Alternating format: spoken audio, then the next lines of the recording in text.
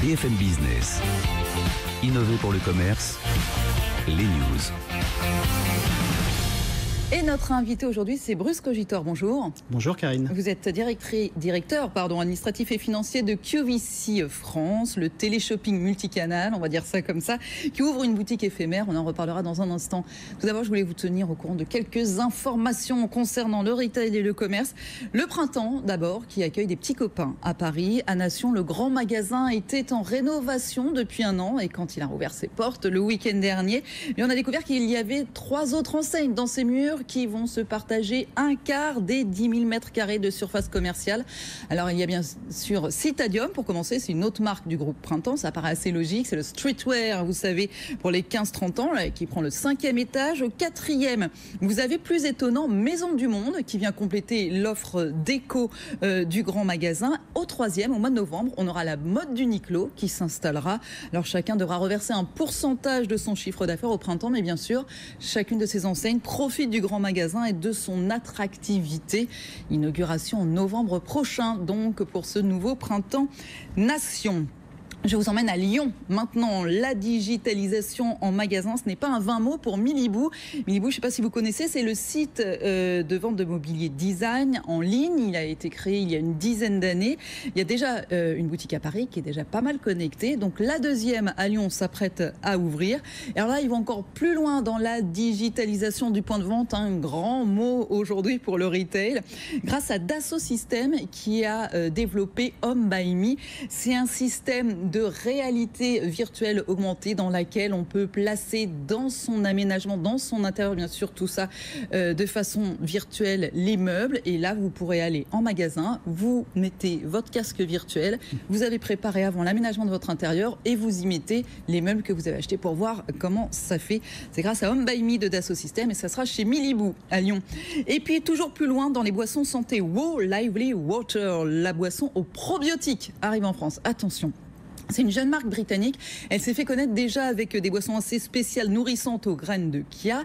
Là, elle lance des boissons à base de probiotiques. C'est déjà hyper tendance aux États-Unis. Donc, dans chaque bouteille de Wow Lively Water, jusqu'à 1 milliard de bactéries. Vous savez à quoi ça sert, bonne pour la préservation de la flore intestinale. On les trouve chez Carrefour. Donc, évidemment, c'est bio, végétarien. Il n'y a pas de calories, sans conservateur, sans colorant. Il y a 3 recettes, concombre et citron vert, orange et gingembre et framboise et pommes. Et c'est 1,99 € la bouteille de 250 ml. Bruce Cogitor, c'est le genre de produit qu'on peut trouver chez QVC France, sur votre site internet ou en téléachat? Pourquoi pas, tout à fait. Et en tout cas, il y a d'étonnantes similarités en termes de découverte des produits, de produits innovants venus d'à travers le monde. Et également, on voit la force prescriptive du retailer avec la confiance qu'il a bâtie avec le consommateur. Et donc, c'est également ce que nous essayons de faire, la découverte dans un contexte de confiance à nos clientes. BFM Business. Innover pour le commerce. L'invité de la semaine. Et nous sommes en compagnie de Bruce Cogitor, directeur administratif et financier de QVC France. Il va vous expliquer dans un instant ce que ça signifie. Et il nous a rejoint. On est ravis pour cette nouvelle saison. Rodolphe Bonaz. Bonjour, bonjour PDG Karine. de CACOM. Ça va, tout bronzé? Très bien, parfait, en pleine forme. J'imagine bien. Il y a 2 ans, a débarqué d'abord discrètement en France, QVC, le géant américain du shopping multimédia. Vous voyez, c'est déjà un peu plus que du téléachat. C'est dans 86, c'est coté au Nasdaq, plus 9 milliards de dollars de chiffre d'affaires, 170 millions de produits vendus, 10 millions de clients revendiqués. Tout ça, c'est à travers le monde. 2 ans après votre arrivée en France, cette chaîne de téléachat, site internet est complètement développé, accessible à 18 millions de foyers français. Vous allez ouvrir une boutique éphémère. Dans quelques jours, vous allez nous raconter ça. Mais d'abord, c'est quoi le principe de QVC? Vous avez ouvert des studios à Aubervilliers. Exactement. Et vous tournez là-bas des séquences de téléachat? Non seulement des séquences, mais toute une chaîne dédiée, donc 24 heures sur 24, 7 jours sur 7, avec beaucoup de production en direct, entre 8 heures de direct non-stop par jour ou 12 heures. Vous pouvez réaliser ce que ça représente. Et donc QVC, juste pour expliquer un petit peu déjà l'acronyme, qualité, valeur, confiance, que ça signifie, et un petit peu notre positionnement et ce que nous apportons au marché français. Qualité, la qualité des produits, de la livraison, du service client. Valeur, qui est la raison d'être du commerce, c'est le rapport qualité-prix. value for money. Parce que c'est vrai que quand on pense, pardon de vous couper, Bruce Cogito, mais quand on pense téléachat, en France, on a 2 acteurs principaux et on pense souvent prix d'appel, produits pour la ménagère de moins de 50 ans quand même. On est encore là-dessus. Donc, est-ce que chez QVC, c'est autre chose? C'est tout à fait autre chose. On ne va pas faire la course au prix bas. On va faire la course au meilleur rapport qualité-prix et surtout sur des produits vraiment sélectionnés, innovants. Mais est-ce que ça veut dire des produits haut de gamme? C'est des produits premium. On va dire donc de qualité ou en tout cas d'un très bon rapport qualité-prix. Produits premium. Et alors, ce qui est intéressant, c'est que ce sont les marques elles-mêmes qui viennent faire la promotion, qui viennent faire le pitch. Exactement, exactement. Donc en fait, nous, on est un facilitateur de cette communication, de cet échange entre les marques et nos clientes. D'accord. Et donc c'est la raison. Tout à fait. Et c'est la raison pour laquelle nous sommes un canal extrêmement dynamique, extrêmement innovant encore aujourd'hui. Et encore une fois, tout est produit en direct. Il n'y a pas de choses enregistrées à l'étranger, doublées, etc. Tout du direct. Et donc, ça permet une interactivité très forte avec les clientes. Et juste pour finir sur le V, QVC, le V, le C de confiance, qui est fondamental justement, c'est que dans les démonstrations de produits que nous faisons, il y a vraiment une très grande transparence, une très grande honnêteté sur les attributs des produits, sur les prix, sur ce que ça apporte et la possibilité de retourner le produit. C'est ça, on peut tester chez soi, même pendant 30 jours, votre crème de beauté, Rodolphe, et après, si ça ne vous va pas, vous la renvoyez. Rodolphe. Moi, ça m'ira. Mais non, mais sur le principe, ce qui est assez génial, c'est que finalement, c'est un peu l'anti-Amazon, finalement, quelque part. Parce que ce qu'on est en train de voir, c'est que vous misez tout sur l'aspect démonstration, testing, learning, explication, accompagnement. Et donc moi, une de mes questions, c'est que vous, votre modèle économique, c'est vous vendez aux marques la prestation de service ou vous gagnez sur la vente? C'est-à-dire, vous faites de la marge sur le produit, ou les deux? Alors, nous sommes à 100% un retailer. Nous n'avons aucune autre mode de rémunération publicitaire ou commission ou autre. Donc, ce sont des produits que nous achetons, que nous sélectionnons, qui nous appartiennent, dont nous faisons le positionnement prix et nous permettons à la marque de communiquer directement avec les clientes. Et vous mettez en place tout ce dispositif de démonstrateur. Tout à fait, tout à fait. Et c'est la raison pour laquelle nous n'investissons pas dans des boutiques physiques, quelque part. On va parler de la boutique éphémère. Sauf exception. Non, mais dans des boutiques physiques au long cours, nous investissons sur la production en temps réel et la qualité du dispositif qu'il y a autour, comme vous l'évoquiez. Alors pourquoi justement cette boutique éphémère là, du 8 au 21 septembre, 6 rue des Archives à Paris? Vous aviez déjà fait une petite tournée en bus en province il y a quelques mois. Là, vous allez présenter bijoux, beauté, vous allez faire des ateliers. C'est pour se faire connaître d'un plus large public? Alors, pourquoi finalement ces tentatives, le bus, la boutique éphémère? Déjà, c'est parce que chez QVC, on pense que derrière l'acte d'achat, il y a vraiment le fait de générer des émotions.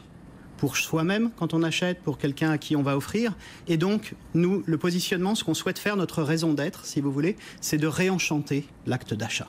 Dans un univers finalement de e-commerce. Donc là, c'est une expérience, comme vous le disiez, finalement, on interagit beaucoup, vous faites beaucoup interagir les clients sur, on parlait de la télé, mais sur le web aussi, puisque vous vendez, je crois que c'est la moitié des transactions aujourd'hui, chez QVC qui se font sur le web, mais donc là, on vient tester, on vient demander des services, et c'est vraiment ça l'idée, on le voit un petit peu comme pour toutes les boutiques éphémères.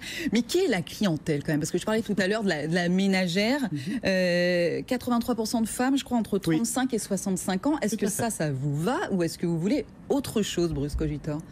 Écoutez, on est exclusif de rien et de personne, clairement. Après, comme pour beaucoup de canaux de distribution, la ménagère, la femme est effectivement souvent prépondérante dans des décisions d'achat, et donc c'est notre positionnement, donc mais on essaye de diversifier. Mais parce que le téléachat en France, quand vous êtes arrivé, tout du moins, je crois que c'était 200 millions d'euros de chiffre d'affaires, quand on a chez les voisins plus d'1,4 milliard, 1,6 milliard en Allemagne. Donc il y a quand même quelque chose à faire. Est-ce que 2 ans après, vous avez l'impression d'avoir réussi un petit peu à dépoussiérer la chose, ou est-ce que finalement le téléachat en tant que soi n'existe plus aujourd'hui, selon vous, que lorsqu'il est multicanal, et aujourd'hui vous allez vers autre chose, vers une télé digitale? Je ne parlerai pas pour les acteurs existants, effectivement, qui ont un chiffre d'affaires qui, eux, baisse. Pour le coup, ce que nous apportons, et nous nous positionnons bien au-delà, comme on le disait, oui, on pense qu'il y a un potentiel énorme parce que notre univers concurrentiel est sur les magasins physiques traditionnels, sur des pure players, sur des modèles mixtes, et c'est vraiment là-dessus que nous nous positionnons. Alors nous avons la chance de pouvoir et de vouloir accompagner nos clientes dans leur quotidien. Donc la télévision qui arrive au sein de 18 millions de foyers, à travers les médias sociaux, nous faisons du Facebook Live. Et demain ? Et demain, effectivement, aller vers de la télévision digitale sur différentes plateformes sur lesquelles nous avançons pour, encore une fois, être présents dans le quotidien de nos clientes à tout moment. Dernière question, Bruce Cogitor. On parlait tout à l'heure des marques, ça c'est très important, les relations que vous avez avec les marques, c'est vous qui les choisissez, vous avez des acheteurs finalement comme un grand magasin. Sauf qu'aujourd'hui, est-ce que vous ne pouvez pas encore aller plus loin avec les marques françaises, notamment parce que c'est à peine 20% aujourd'hui, je crois, des 300 et quelques marques avec lesquelles vous travaillez en France. En fait, c'est déjà 20%, parce que mine de rien, arriver sur un marché, prendre le temps de maturer, on ne va pas au plus facile. On cherche vraiment la valeur. Et donc, effectivement, c'est un axe prioritaire de développement pour compléter cette offre et faire notre devoir, on va dire, en France aussi comme acteurs et citoyens. Et c'est la raison pour laquelle nous avons lancé en juin dernier un programme QVC Next qui vise à accompagner des startups, des PME françaises qui sont en début de développement pour leur apporter de l'expertise, de l'expérience sur la distribution et leur donner une vitrine pour se développer. Il y a eu beaucoup de success stories à travers le monde grâce à QVC, de sociétés qui ont pris leur envol, et c'est ce que nous voulons faire aujourd'hui en France. Donc vous les aidez en tant que canal de distribution, ces PME. La sélection est terminée ou on peut encore... Alors, il y en a 5 qui ont été identifiés. Ensuite, il existe un site internet sur lequel elle peut postuler, effectivement, qui est qvcnext.fr, et nous avons plusieurs dossiers en cours d'instruction également. Eh ben parfait, à appel aux candidatures. Merci infiniment, Bruce Cogitor, directeur administratif et financier de QVC France. Si vous ne connaissez pas, rendez-vous rue des Archives à partir du 8 septembre prochain. Merci beaucoup à vous. Vous restez encore un petit peu avec nous. Rodolphe a quelque chose à nous raconter. BFM Business. Innover pour le commerce. Rodolphe se démarque. Avec donc Rodolphe Bonas, PDG de Seacom, qui nous emmène à travers le monde découvrir les nouvelles innovations. Vous avez passé vos vacances en Pologne. En Pologne, exactement, en Pologne. Nous sommes allés à Poznań, à 300 km à l'ouest de Varsovie, visiter Poznania, qui est un immense centre commercial.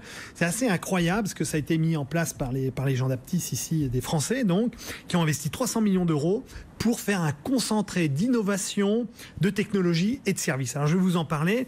D'abord, quand vous arrivez dans un immense atrium sur lequel vous avez des écrans tout autour de cet atrium, et il y a 48 mètres d'écran, vous allez voir à quoi ça sert. Et au milieu, il y a un truc que j'avais jamais vu ailleurs. C'est le premier écran, ça fait 10 mètres de haut, c'est un écran qui fait 9 mètres de circonférence, qui est transparent et qui tourne. C'est absolument magnifique. C'est-à-dire, vous voyez à la fois à travers, mais c'est tout à fait incroyable. Ils ont installé le selfie dans le magasin. C'est quoi? C'est-à-dire que vous avez des zones à selfie. Vous pouvez vous faire vos selfies. Vous avez un truck selfie, c'est-à-dire une espèce de voiture mobile qui s'arrête et qui vous fait un selfie. Et quand vous avez ces selfies-là, vous les diffusez sur vos réseaux sociaux, mais vous les diffusez sur tous ces écrans dans tout le magasin. C'est-à-dire, on vous voit à la petite balade au centre commercial anonyme, c'est mort.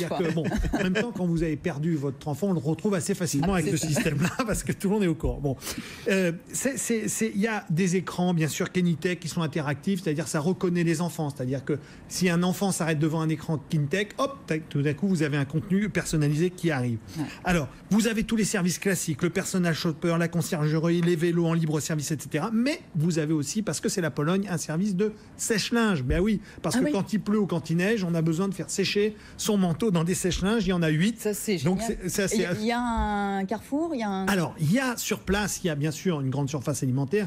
Qui dit centre commercial, dit surface alimentaire. Il y a un Carrefour immense. Et là, pareil, qui est traité à la mode polonaise. Alors, il y a le rayon boucherie avec viande à maturité. Il y a des zones de traiteurs avec de l'asiatique extrêmement événementialisé. Mais il y a le premier fumoir en magasin. C'est-à-dire qu'on peut fumer le poisson en live et vous avez l'odeur. La viande là-bas, non? Plus que le poisson. Oui, pardon, la viande que vous fumez en live. Et là, vous avez cette odeur qui se balade un peu dans le tout. Alors, c'est extract à l'extérieur. Je veux terminer, c'est aussi artistique. Il y a une très très belle statue qui a été faite, qui fait à peu près 10 mètres de haut, qui s'appelle Lucie.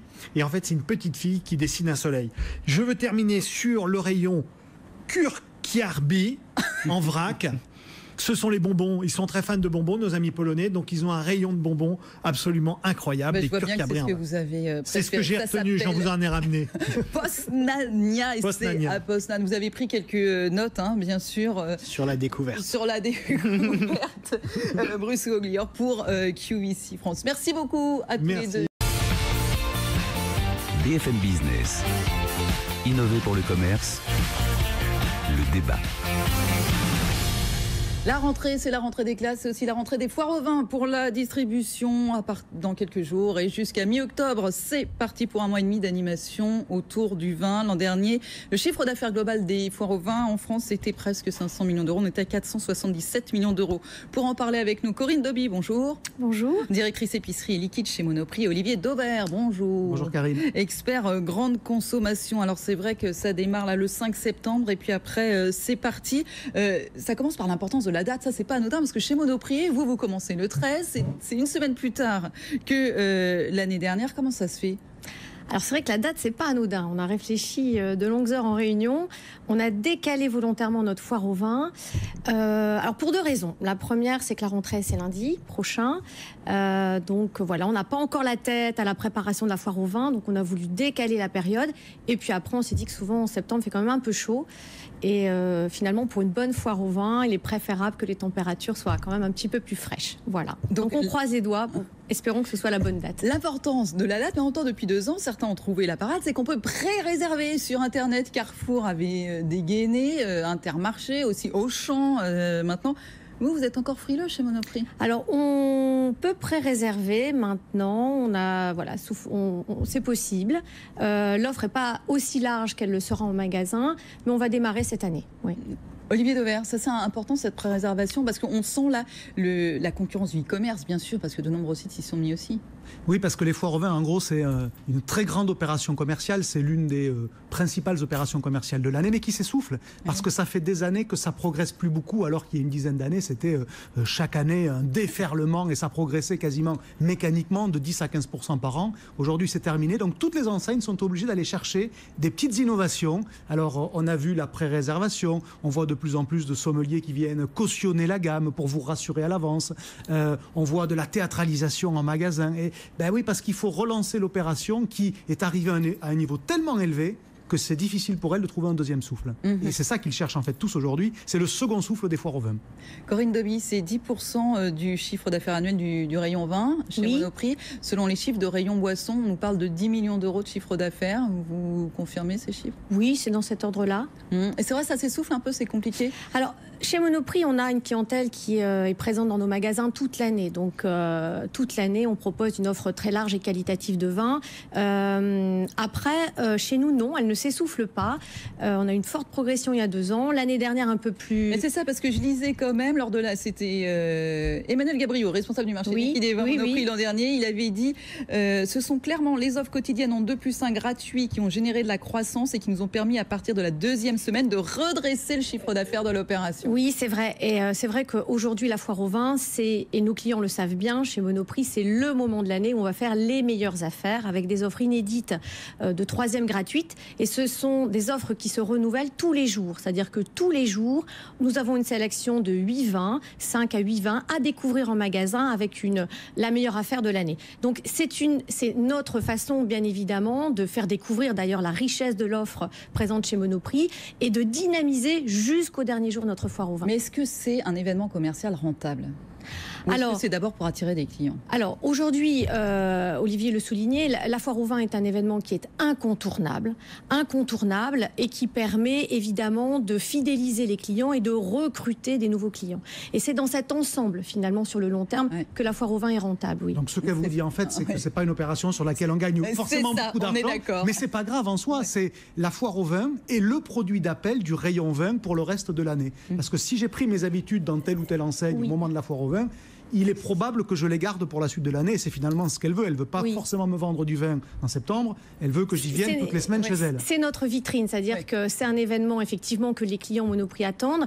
Et c'est un événement aussi pour nous, que les acheteurs, on est très impatients chaque année de voir comment les clients vont recevoir notre nouvelle collection vin, notre sélection caviste de qualité.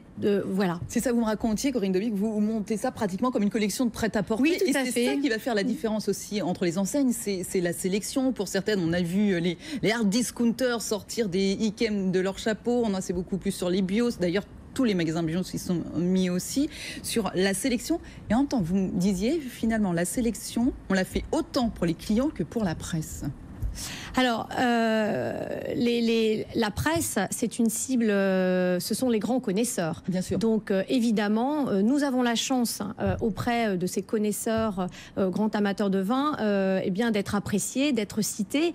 Et on parlait, évidemment, tout à l'heure d'engouement. Ce sont eux aussi qui génèrent l'engouement. Et on verra, dans 15 jours, nos clients seront avec leur presse supplément vin, en train de déchiffrer quelles sont les bonnes affaires et le catalogue. Ça, c'est très important. C'est ça qui est fascinant, c'est qu'un vin qui a été bien noté par un magazine, par Le Point, par l'Express, par la Revue du Vin de France, peu importe, vous êtes tranquille que dès le premier jour, on prend le risque qu'il soit en rupture parce que le client a besoin de toutes ces réassurances-là. Et donc, c'est en ce sens que les journalistes sont d'extraordinaires prescripteurs pour le succès des foires aujourd'hui. C'est un vrai billard à 3 bandes. Oui, qui est à tel point un événement commercial relayé par la presse. C'est le seul, finalement. Il suffit de voir avec quel soin, d'ailleurs, les enseignes nous invitent et nous reçoivent pour nous présenter les collections de foires au vin en mai ou juin, suivant les enseignes, pour bien comprendre à quel point elles ont compris elles-mêmes que la presse était le prescripteur principal du succès de cette opération. Et du coup, dernière chose, Corinne Dobie, la difficulté, c'est de gérer, parce que le grand problème, c'est que les foires au vin, on dit toujours, oui, on nous annonce ça sur le catalogue, et quand on y va, il n'y a jamais plus rien.